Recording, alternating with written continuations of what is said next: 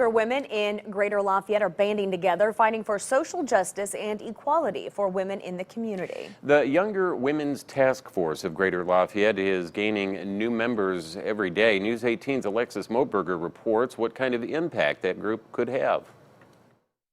They're one of the newest forces in Greater Lafayette, and their fight is strong and their questions are hard. What it looks like to demand reproductive justice in Greater Lafayette, what can that look like? What does it mean to demand an end to violence against women? These are just a few topics the Younger Women's Task Force wants to find answers for. The chapter officially launched this past weekend, but the group has been working hard since January. Our first step really is understanding what the voice of this community looks like.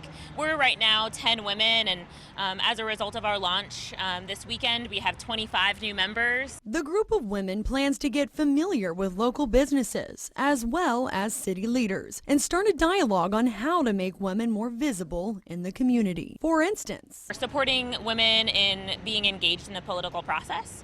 So that's just one piece. We might do something like a voter registration drive, or we actually will be doing that. another aim for the group, equal pay and access to equal education for local women. But first, the group is attending Monday night's Lafayette City Council meeting, where gender identity will be a hot topic. Something that's really serious, right? There's a whole population, a whole subsector of this community that lives day to day with a risk that they could be discriminated against and that would be legal. The task force is also planning training on what it means to work beyond social differences. Which I think a lot of people do want to do. So, for example, working with someone whose faith perspective is different than yours. Policy Director Vanessa Pacheco says when she thinks of the task force, she thinks of Committed to change. Alexis Moberger, News 18.